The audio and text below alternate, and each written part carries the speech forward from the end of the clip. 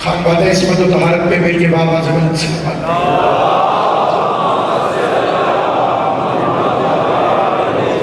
اعوذ باللہ من الشیطان اللعین الرجیم بسم اللہ الرحمن الرحیم الحمدللہ رب العالمین والصلاة والسلام علی سید الانبیاء والمرسلین خاتم لما سبق والفاتح لمن غلق المعلن الحق بالحق ابو القاسم محمد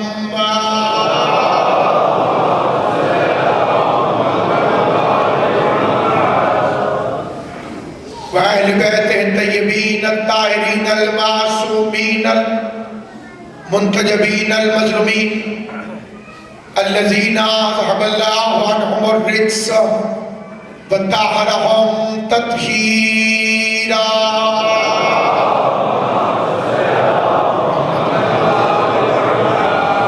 لسيما بقية الله المنقدر امام زماننا هذا روحی وارواح العالمین آل تراب المقدم الفدا عجل اللہ تعالی فرج الشریف وسال اللہ تعالی مخرج الشریف ولعنت اللہ دائما باقیہ علی اعدائهم وغاصب حقوقهم ومنکر فضائلهم ومصائبهم وولایتهم مجمعین اما بعد قال اللہ تبارک وتعالی فی کتاب المبین بسم اللہ الرحمن الرحیم فاسألوا اہل الذکر ان کنتم لا تعلمون مل کے صلوات پڑھ لیں محمد و احمد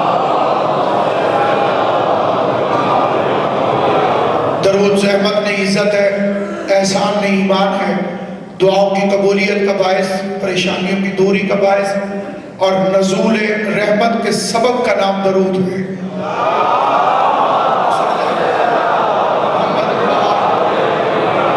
خداوند عالم مخدوم عالمیان کی عزت عظمت کے صدقے میں اس جلیل القادر عبادت کو اپنی بارگاہ میں شرف قبولیت عطا فرمائے نصر حضرت امام موسی القاظم علیہ السلام کو خدا ہمیشہ آباد و شاد رکھے اور اس کی رونق بننے والوں کے گھروں کو ہمیشہ بارونق رکھے جو محتاج خدا نہ ہو وہ آمین نہ کہے آمین اتنی ضروری ہے کہ معصوم نے فرمایا کہ جو برادر مومن کی دعا پر آمین نہ کہے وہ بخیل ہے میرے کہا مولا آمین نہ کہنے سے بندہ بخیل کیسے فرمایا مانگنا اس نے ہے دینا اس نے ہے یہ خالی آمین بھی نہ کہے بخیل نہیں تھا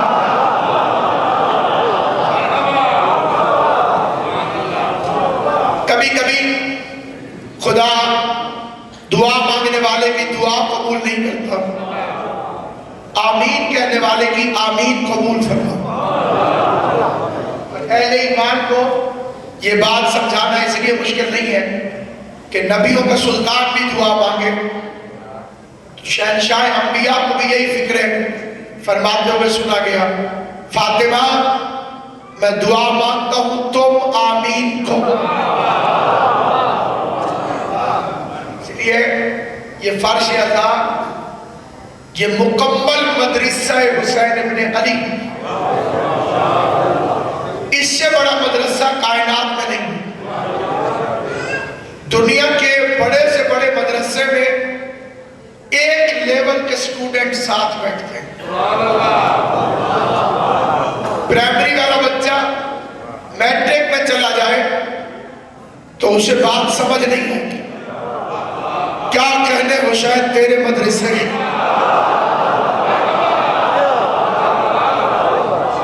فقیر بھی اسی میں بادشاہ بھی اسی میں چھوٹا چھوٹا بچہ بھی اتنی محبت لے کر بیٹھتا ہے جتنے بڑے بیٹھتے ہیں بشرط ہے کہ اماں شریف ہو اس زمانے کا پہلا اور آخری موضوع صرف اور صرف عقیدہ کیونکہ چور جب خوش آتے ہیں تو وہ قیمتی چیز کو چوری کرنا چاہتے ہیں کاسٹلی چیز اور تمہارے پاس جو قیمتی چیز ہے وہ عقیدہ ہے اور ہم ہیں آل محمد کے تنخواہ دار کتے، اور کتے میں ذرا سی بھی غیرت ہو تو مالک کے گھر چور دیکھ کر بھونکتا ضرور۔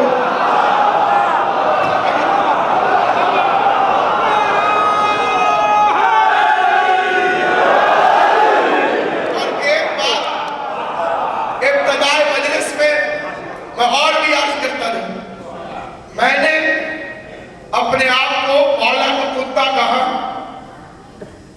یہ میں نے غلط کہا، کیونکہ یہ میری اوقات نہیں،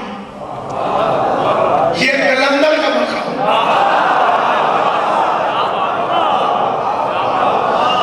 اس پہ مقصرین کو بڑی تکلیف ہوتی ہے کہ جی اللہ نے تو آپ کو انسان بنایا، آپ اپنے آپ کو کتا کیوں کہتے ہیں؟ جو علی کی ولایت کا منکر ہو وہ کتے سے بھی بدتر ہے۔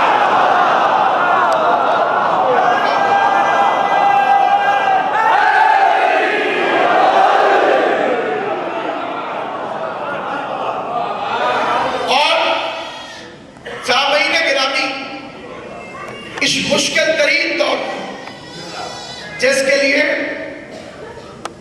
ابو ابراہیم حضرت امام موسیٰ کاظم علیہ السلام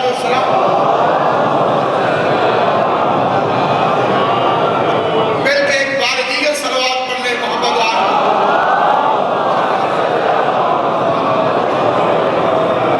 لوگ کعبہ نظام حسین شاہ صاحب کی سرپرستی میں فکر آپ کی خدمت میں آتے ہیں۔ ہمارے کئی چھوٹے بچوں کو معلوم نہیں، ہمارے ساتھ میں امام کی کنیت ہے ابو ابراہیم۔ آپ نے فرمایا کہ قریب ظہور مہدی یہ حالت آ جائے کہ آگ میں کھڑے ہو کر کپڑے بچانا آسان ہو، معاشرے میں رہ کر عقیدہ بچانا مشکل۔ کیونکہ یہ جو خونخوار کتے، بھیڑیا صفت وحشی، ان کا حملہ ہی ہمارے عقیدے میں، کیونکہ عقیدہ وہ بنیادی چیز ہے کہ اس کے بغیر عمل فائدہ نہیں دیتا، اور مکمل ترین دلیل ہے شیطان عمل تھا، عقیدہ نہ تھا۔ علی کی ولایت نہ ہو، نمازیں ہو، سمجھو اس دور کا شیطان ہے۔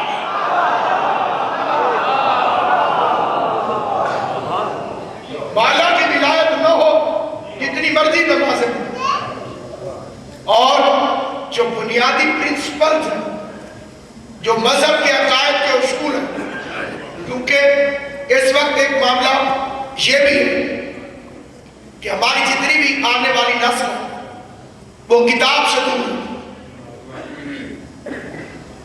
ہمارے جتنے بھی بزرگ تھے ان کا تعلق مطالعے سے، کتابوں سے۔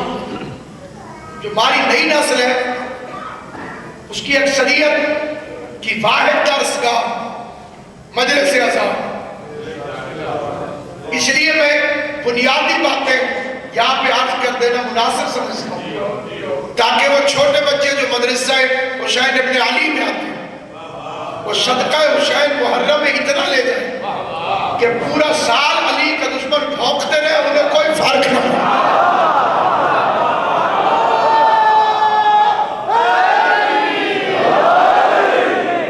اس میں سب سے بنیادی چیزیں جو اس وقت ہمارے مذہب کے اندر بنیادی طور پر ان کی کل تعداد 3: ولایت علی، عظمت سادات، عزاداری حسین۔ ان 3 کو نکال دیں، 3 کھوکھلا ہو جائے۔ اگر آپ عظمت سادات کے قائل نہیں پھر علی کو چوتھا مانو، یا جتنے بھی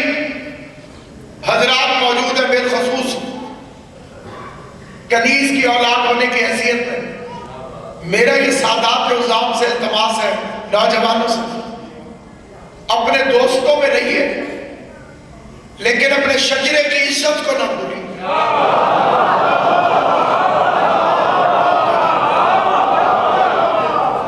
وہ دوستی آپ کے مذہب کی دشمنی ہے جو ایسے شخص سے ہو جو آپ کی عزت سے واقف ہے، جو آپ کی عظمت سے واقف ہے، اور جتنے غیر سادات ہیں انہیں تنبیہ کر کے کہتے ہیں 80 سال کا غیر سید ہو، وہ ایک دن کے سید کے برابر نہیں ہو سکتا۔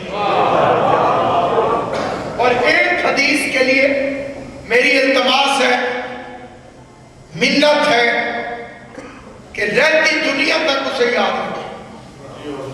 یہ حدیث ہے ابو عبداللہ حضرت امام جعفر الصادق علیہ السلام،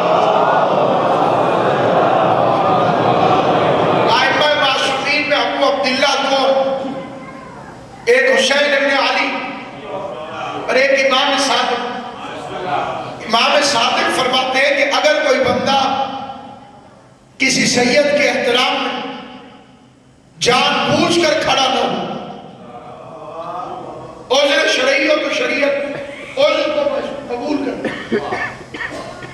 دنیا کے قانون میں لا علمی گناہ،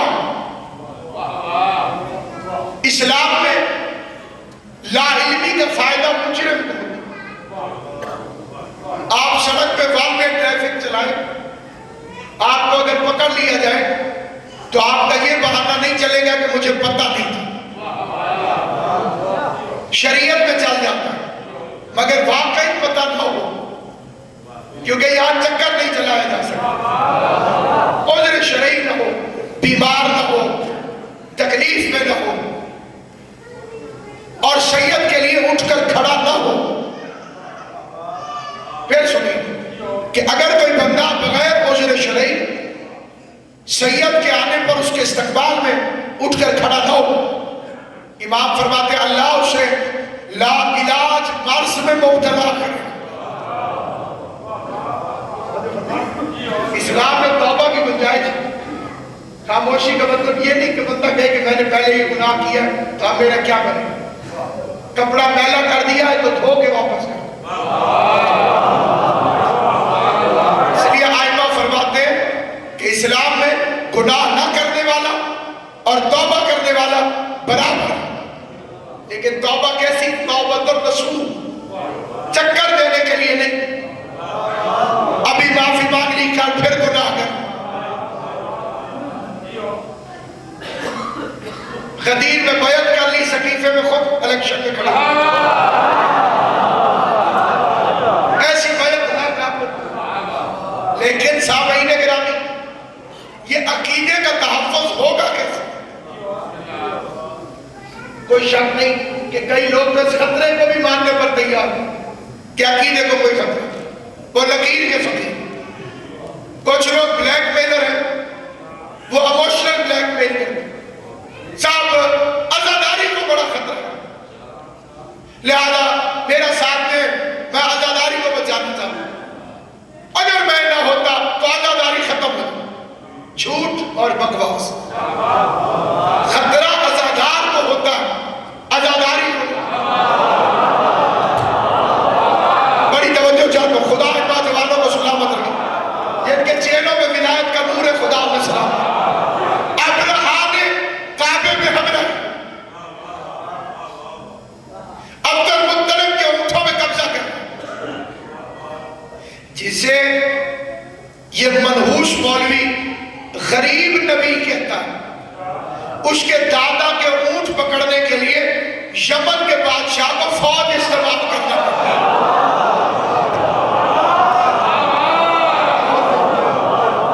ملٹری نے ایکشن کیا اور اونٹ پکڑا، اتنا بڑا سردار تھا عبد المطلب، اکیلا چل پڑا،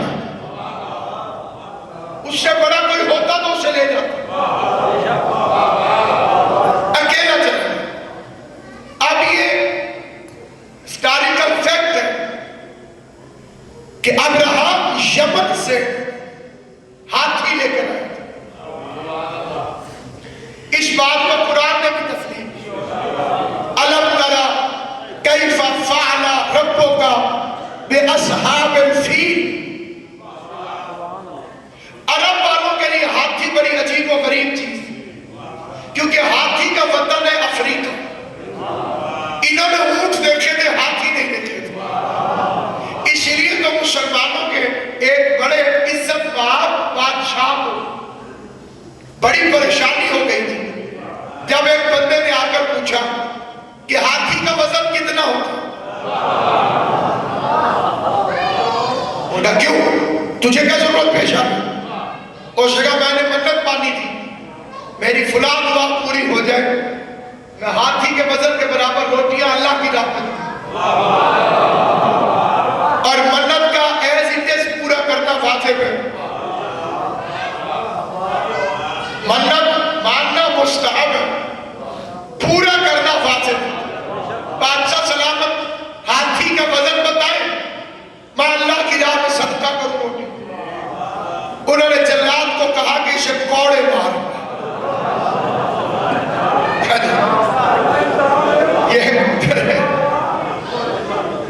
इसे कौड़े, ऐसी उल्टी पुल्टी मन्नतें मानता, मैं कहां से बताऊं हाथी का वजन। पहला कौड़ा लगा, चीख मदीने की गलियों में फैली, मुश्किल कुशा इस्लाम आ गया। दीन मुस्तफा की इज्जत आ गई। और आने के बाद कहा कि हाथी अगर तराजू में नहीं तुलता तो अक्ल में क्यों नहीं तोलते। तो मेरे मौला का फिक्र सुनो, अगर हाथी तराजू में नहीं तुलता अक्ल में तोलो। अक्ल में कैसे? मौला ने एक कश्ती मंगवाई, कश्ती में हाथी चढ़ा, कश्ती जितनी डूब गई वहां मौला ने कहा निशान कर, हाथी निकाल लो, रोटियां फेंकते जाओ। खुदा आपको सलामत व आबाद उठा, आले मोहम्मद हाथी निकाल लो, रोटियां फेंकते जाओ। जब पानी निशान के बराबर पहुंचे, ये हाथी का वजन, जो एक हाथी का वजन न तोल सके वो पूरे दीन का वजन कैसे होगा।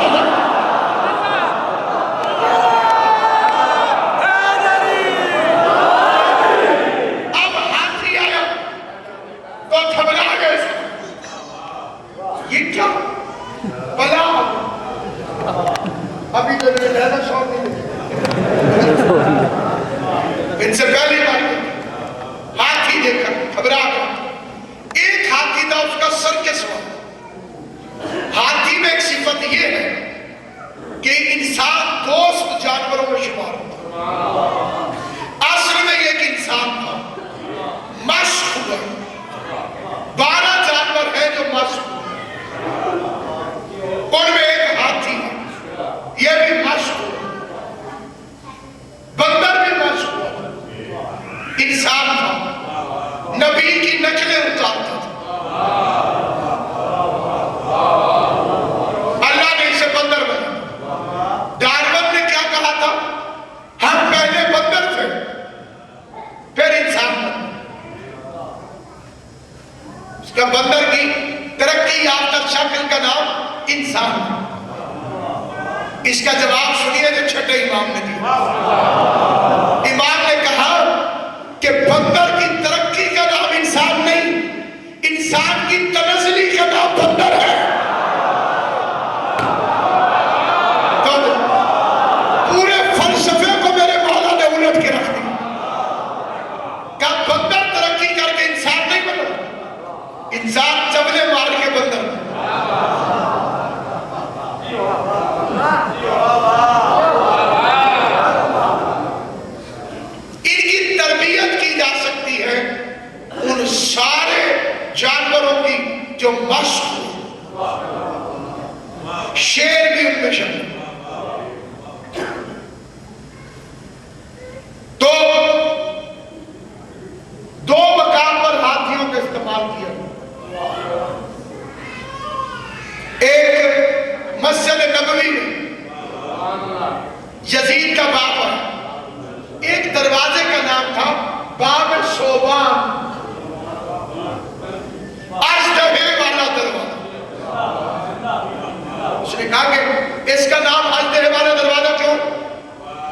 کا ایک دن علی یہاں بیٹھے تھے، ایک اژدہا آیا، اس نے علی سے عجیب زبان میں گفتگو کی، اسی زبان میں علی نے جواب دی۔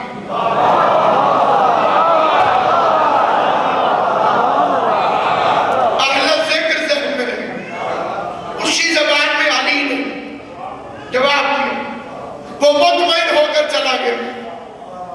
تب سے مدینے والوں نے اس دروازے کا نام باب شوبان رکھا۔ اس نے کہا تبدیل کرو، اس سے تو علی کی یادگار باقی رہے۔ یہ ایک بہت بڑی تکلیف ہے علی کے دشمنوں، 1400 سال سے جہاں وقت چلتا ہے کوشش کرتے ہیں علی کی یادگار کو مٹاتے۔ سعودی عرب میں پورے ملک کا ویزا جب دے رہے تھے، صرف خیبر میں جانے میں پابندی تھی۔ کیا تکلیف ہے اگر کوئی خیبر سے ہو کر آ جائے؟ جانتے ہیں کہ خیبر میں جائیں گے علی یاد ہے۔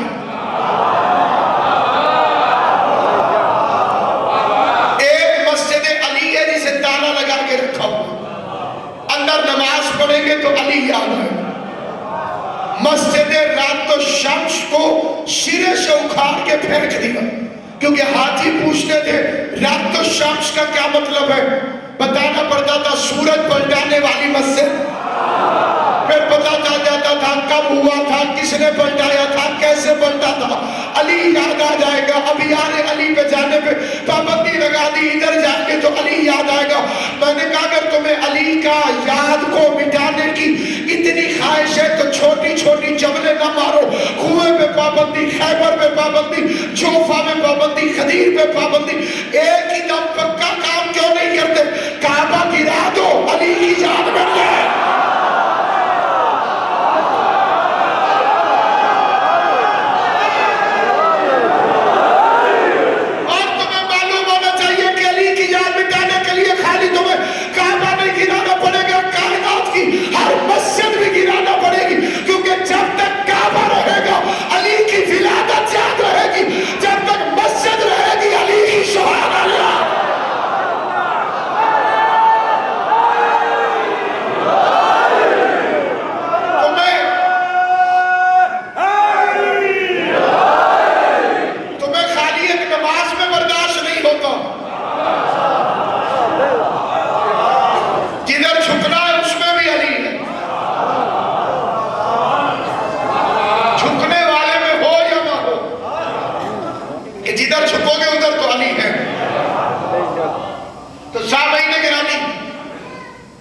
اس نے کہا کہ اس دروازے کا نام تبدیل یزید کے بعد میں، ان کا یہ کام آسان نہیں۔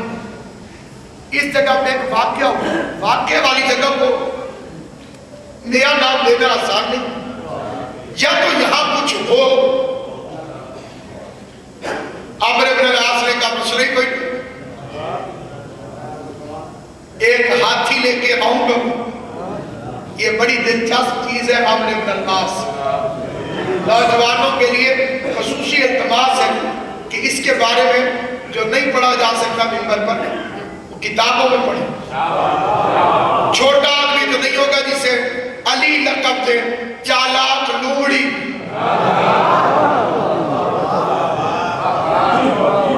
آخری ٹائم میں سے یزید کے باپ نے پوچھا تھا تو میرا وزیر رہا، کبھی تو نے میرے ساتھ دھوکہ بھی کی؟ نہیں معاذ اللہ، میں سب کے میں آپ کو اسے کہا آپ کو مر رہا ہوں، اب تو بتا دو کیا لگے ایک دن۔ اس نے کہا کب؟ اس نے مجھے یاد نہیں آیا ٹھیک طرح، بس ایک۔ اس نے کہا میں یاد دلاؤں؟ ماشاءاللہ ماشاءاللہ، حضور کے حافظے کی تو کیا بات ہے، کیا کمال حافظہ پایا، بتائیں تو۔ اس نے کہا کہ صفین کی لڑائی لمبی ہو گئی تھی، ایک دن علی میدان میں اکیلا آ کے کھڑا ہوا اور کہا تھا لوگوں کے بچے کیوں مرواتا،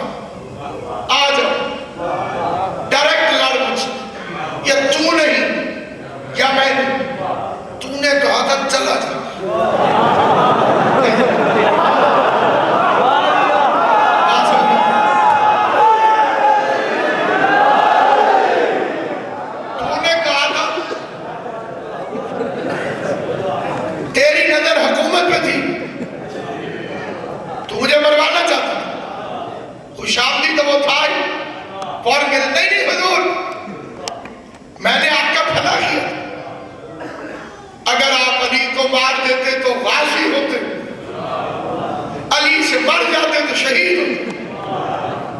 क्या लगे कम वक्त दूसरा धोखा कर रहा, मैं अली को कत्ल कर देता तब भी जहन्नम में जाता, अली मुझे मार देता मैं तब भी जहन्नम।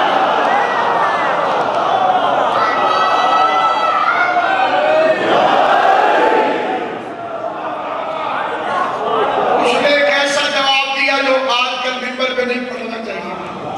उसके बाद वो सुन के मर गए वो फिक्र। तो दूसरा हाथी अब्रहा ने सिखाया, सर्कस का हाथी। उसका काम यह था कि वो आगे के दोनों पांव उठा लेता हाथी और सूंड ऐसे ऐसे हिलाता था बंदे के सामने जाकर, अच्छे भले बंदे के औसान खताओं से। दो अलग है मेरे सामने और इससे बड़ी कसम हो नहीं सकती। जैसे ही अब्दुल मुत्तलिब की तरफ उन्होंने हाथी को छोड़ा, हाथी सजदे में गिर गया। मुकस्सरों से कहता हूं, हमें अल्लाह के सामने झुकने से रोकते हो, हाथी में फतवा लगाओ।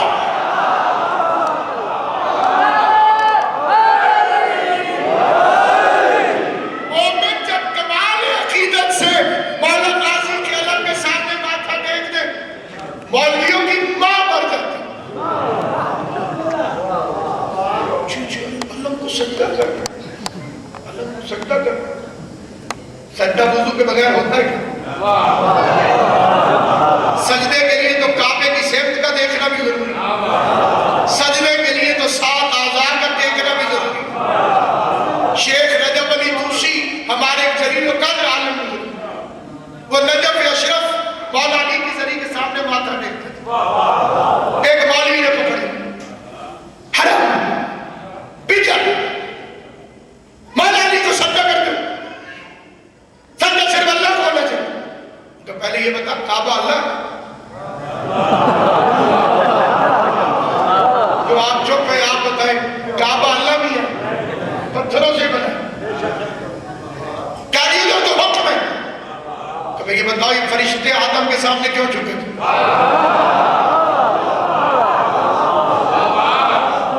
अब वाकया पता चला कि आदम के सामने फरिश्ते झुके थे। मौलवी का नहीं, वो आदम के सामने नहीं झुके थे, वो उस रूह को झुके थे जो आदम के अंदर थी। क्या मेरा मसला तो आसान हो गया, तू अंधा हो तो मैं क्या करूं? मुझे वही रूह कभी अली की जरी में नजर आती है, कभी हुसैन की जरी में।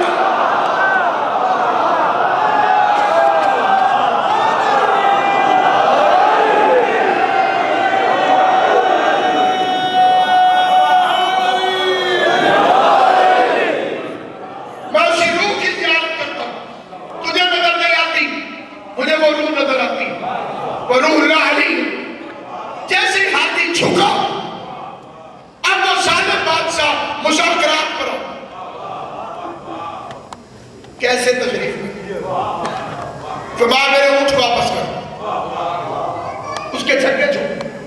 उसको मैंने समझा था कि आप काबा बचाने की बात करें, आपने काबे की बात ही नहीं की।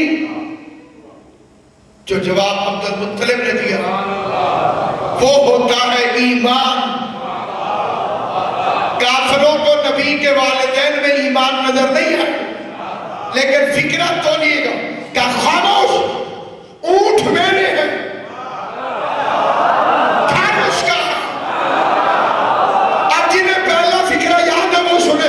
ये जो बकवास करते हैं कि आजादारी खतरे में है, उनको जवाब है आजादारी को कोई खतरा नहीं, क्योंकि आजादारी हमारी नहीं है, आजादारी फातिमा ज़हरा आ गया।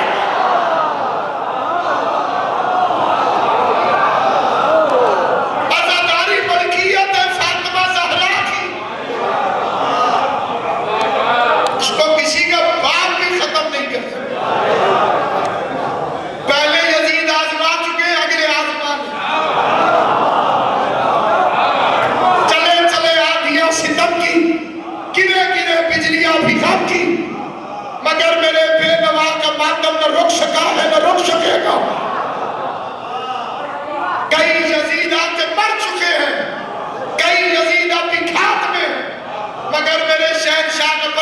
جھک سکا ہے نہ جھک سکا. عزاداری تو کوئی پرواہ نہیں, بندے چھوڑ دیں گے پھر اللہ کرے. اور اللہ نے عزاداری کی ہے, پتھروں کے نیچے سے خون نکلا, اللہ کی عزاداری. سرخ آندھی چلی, اللہ کی عزاداری. صبح پھولوں میں شبنم ہوتی ہے, اللہ کی عزاداری. شفق سرخ ہوتی ہے, اللہ کی عزاداری. اس کے گھر کے کالے کپڑے,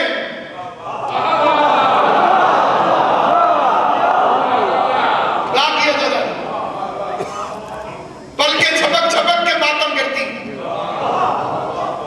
بندے شور مچاتے ہیں, شیعتوں میں نیو ایئر بھی نہیں منانے لگے. اسلامک نیو ایئر شروع ہوتا ہے محرم سے, اور یہ سال کا آغاز ہی رونے سے کرتے. ان کے رونے کا اثر یہ پڑتا ہے کہ پورا سال منحوس ہو جاتا. میں نے کہا جب تم نے زندگی کا آغاز رونے سے کیا تھا, وہ نہ بولے جو ہنستے ہوئے پیدا ہوئے تھے. تمہاری زندگی کا آغاز رونے سے ہوا تھا کہ نہیں ہوا؟ یہ مولوی جو آج رونے کے خلاف فتویٰ دیتا ہے, یہ خود روتا ہوا پیدا ہوا.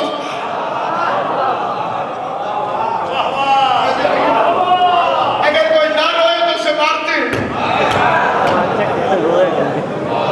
تاکہ روئے, کیونکہ رونا زندگی کی علامت ہے.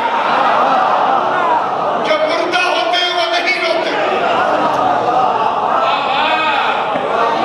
حرکت زندگی کی علامت ہے. پانی میں بہتا ہوا آدمی ہاتھ پاؤں نہ ہلائے, سمجھ جاتے ہیں یہ مردہ. ہاتھ ہلتے, حرکت, حرارت زندگی. کوئی ڈاکٹر صاحب بیٹھے ہو تو پوچھے میڈیکل سائنس میں زندگی کی علامتیں 3 ہیں: آواز, حرکت, حرارت. پھر سنیں, آواز, حرکت, حرارت. اور اب ذرا چپ کر کے سنیں, آواز بھی ہے, حرکت بھی ہے, حرارت بھی ہے. ماتم ہماری زندگی کا ثبوت ہے.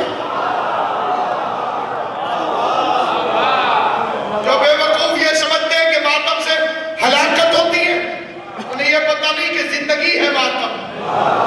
مر بھی جائے تو زندگی. اگر امام حسین کا ماتم کرتے ہوئے کوئی مر جائے, مردہ تھوڑی ہے. زندگی کہ اپنے ہاتھ سے مر گیا تو زندہ کیسے؟ جن فوجیوں نے سینے پہ بم باندھ کے ٹینک کے نیچے آ کے جان دی تھی, وہ شہید ہے کہ ہلاک؟ کچھ شہادتیں بے ارادہ بھی ہوتی, اور عشق کی کوئی حد نہیں. عشق محدود ہو جائے تو فراڈ ہو, لا محدود ہو تو عشق. اور حسین کے عشق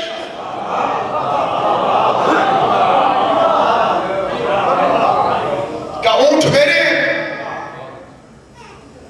گھر اس کا. اتنا مطمئن تھا, اتنا مطمئن تھا. علی اور نبی کا دادا جیسے ابابیلوں کا لشکر دیکھ کر آ رہا ہو. اللہ کہتا ہے تم نے نہیں دیکھا ہم نے ہاتھی والوں کے ساتھ کیا کیا. میں کہتا ہوں معبود تو نے کیا کیا.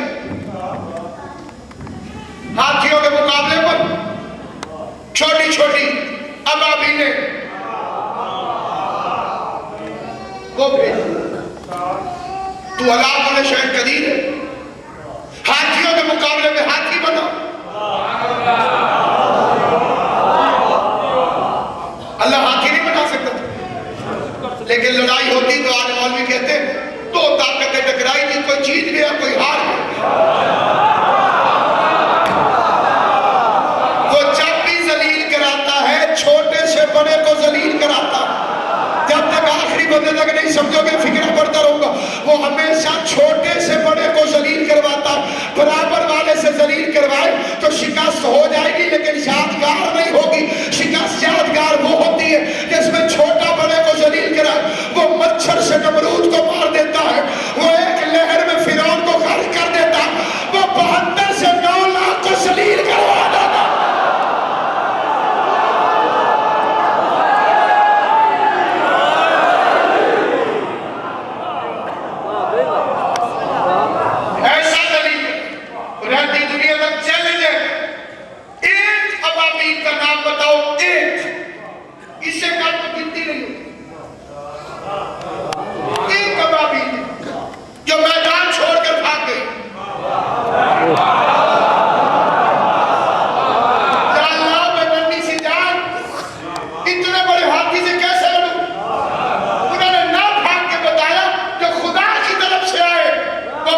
چھوڑ کر کبھی بھاگتا نہیں.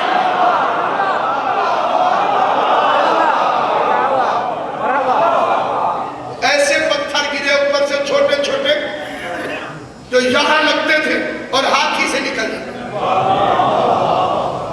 نہ بندہ بچا نہ ہاتھی. وہاں نماز نہیں پڑھی جا سکتی جہاں یہ عذاب آیا تھا. وہاں سے نکل کے بھاگنا پڑتا ہے ہاتھیوں تاکہ آدھی رات کو مغرب اور عشاء کٹھی پڑے.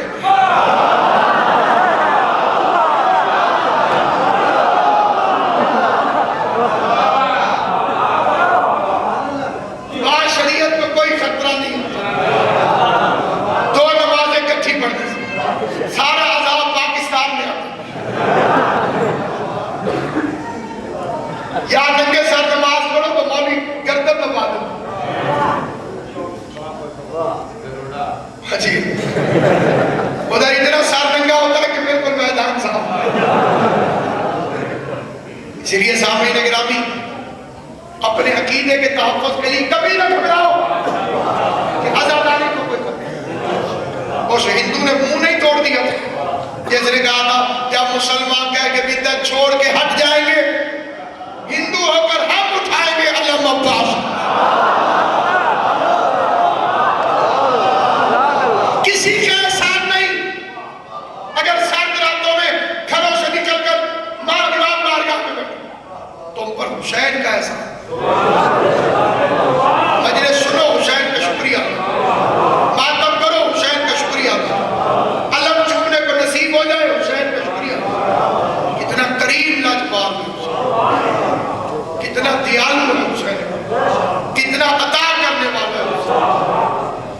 آنسو کے بدلے جنت دیتا اور جنت کے دروازے کھل گئے. جسے چاہیے وہ آ کے لے جائے. لیکن آنے سے پہلے ایک بات کا خیال رکھنا. ہر بارگاہ کے دروازے پر ایک دکھیاری ماں تمہارے ساتھ. امام بارگاہ میں آنے کے بعد ایسے باادب ہو جاتا کہ دروازے پر ایک بیوی نے تمہارا استقبال. میں نے کتاب میں پڑھا ہے کوئی مومن یا مومنہ اس وقت تک مجلس میں نہیں آ سکتی جب تک ایک دن پہلے ان کے گھر جاؤ. یہ بہت بڑا فکرہ ہے. اسے توجہ. ان کے گھر جاؤ. سجاد اور فاطمہ دعوت دے رہے.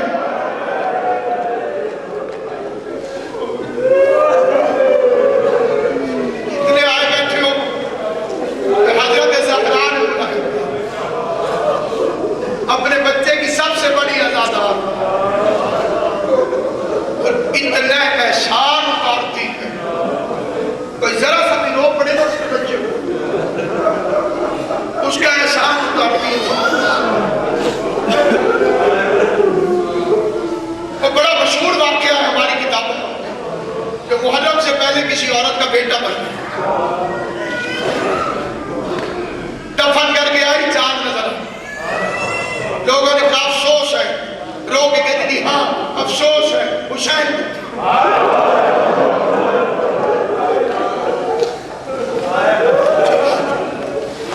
بی بی تیرا بچہ بھی تو مر گیا. نہیں فاطمہ کے بچے کو روکی.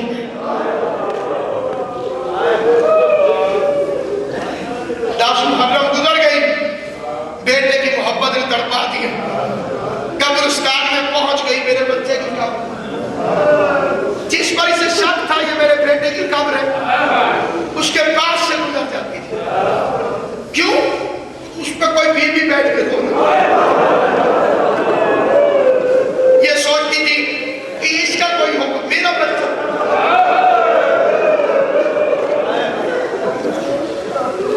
آخر اس بیوی سے آگے کہا بیوی تو میرے بیٹے کی خبر. کہ میں نے کب کہا میرا.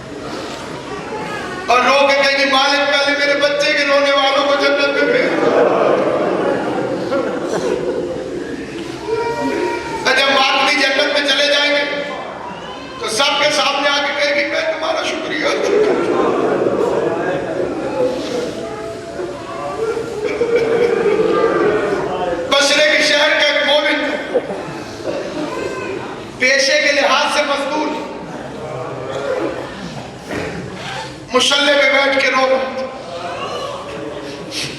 बीवी ने पूछा क्यों रोते हो?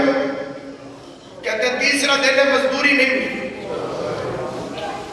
बच्चों के खिलाने के लिए भी कुछ नहीं, और मुहर्रम का चांद तुलू हो, कल मेरे घर हुसैन के अज़ादार हैं। ये सोच के रो रहा हूं, अज़ादार भूखे चले गए।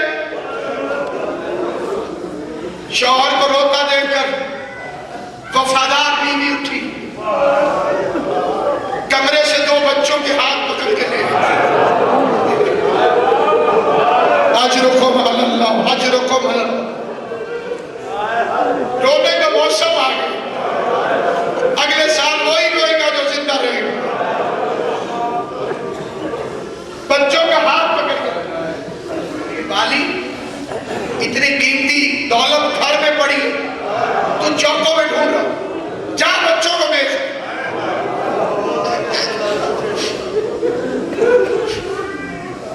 जिसने दिए उसी के नाम पे बेचना चाहता। ताजिया मश्क अलम और जुलूस व मातम, गम के मारों का ये सामान नहीं बेच सकता। हमली वालों का ईमान आजादारी है, बच्चे बेच सकते हैं, ईमान नहीं बेच सकते। यहाँ पर किताब का एक फिक्रा है और उम्मीद है कि दिल रखने वालों की हाय निकल जाए। बच्चों को देख के कहती है सारी जिंदगी मैंने तरबियत की, बाप के पीछे चलो। आज शरीयत के दो हुक्म टकरा रहे हैं। पहला हुक्म है कि बाप के आगे न चलो, दूसरा हुक्म है कि कुर्बानी को आगे चलो। आज हुसैन की कुर्बानी बन के आगे आगे चलो, तुम्हारा बाप तुम्हारे पीछे पीछे चले। मैं कहता हूं हाजरा, आ हुसैन की अज़ादार देख, तूने एक बेटा तैयार किया था, तुझे पता नहीं था। अज़ादार हुसैन ने दो बच्चे तैयार करके भेजे। बसरे के चौक पे बाप को आवाज दी, बच्चे बराबर फरोख्त है, कोई है जो खरीदे? इससे पहले कि कोई और कहा था वो आ गया, इसे आ जाना चाहिए था।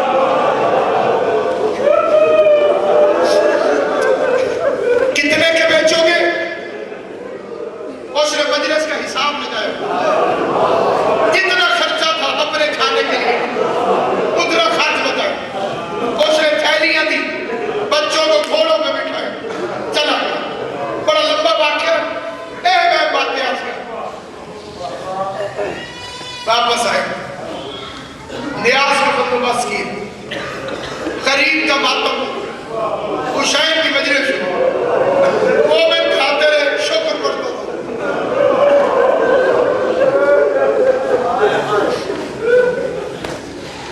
वो मोमिन चले गए, मोमिन चले गए। कभी तो रोने को दिल किया होगा, पता नहीं नया मालिक हुसैन का दोस्त है या हुसैन का दुश्मन, पता नहीं उसने मातम की इजाजत दी होगी कि नहीं होगी। पहले मातमी इतने थोड़े हैं, दो मातमी और कम हो गए। फिक्रा खत्म हुआ, दरवाजे पे चक्कर बाप हो, जाके देखा कोई काले बुरखे वाली बीवी जिसके बच्चों को लेके खड़ी हुई। बादशाह चली, कोई काले बुरखे वाली बीवी इसके बच्चों को लेके खड़ी हुई।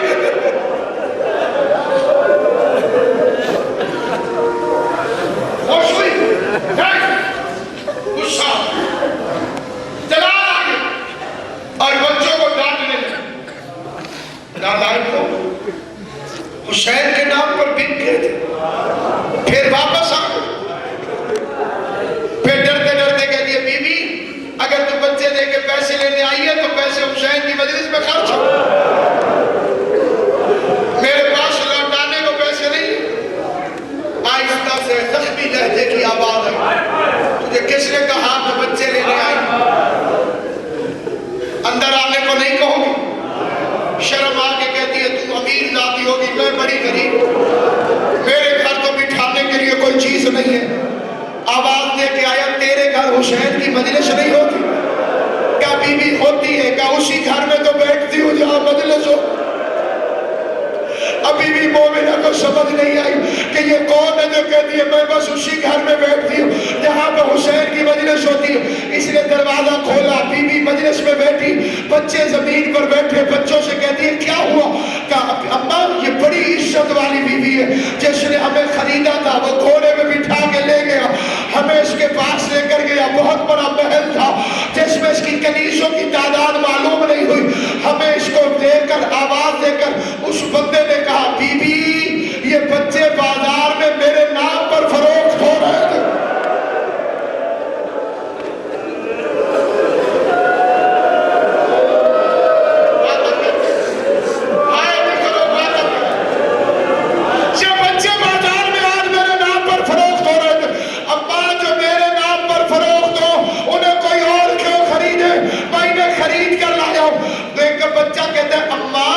اس نے ہمیں اپنے ہاتھ سے کھانا کھلایا۔ چھوٹا بچہ کہتا ہے اتنے پیار سے تو نے کبھی نہیں کھلایا جتنے پیار سے اس بی بی نے کھلایا۔ اچانک آواز آئی ماتمی تھوڑے ہو گئے، تو یہ بی بی تڑپ کے کھڑی ہو گئی، میں حسین کے ماتمی تھوڑے نہیں ہونے دوں گی، میں اس مومنہ کی گودی خالی نہیں ہونے دوں گی، میں اس مومنہ کی گودی خالی نہیں ہونے دوں گی۔ میں بچے لے کے واپس آ گئی، مومنہ رو کے کہتی ہے بی بی تجھے حسین سے اتنا پیار ہے تو میری خالی چھوڑ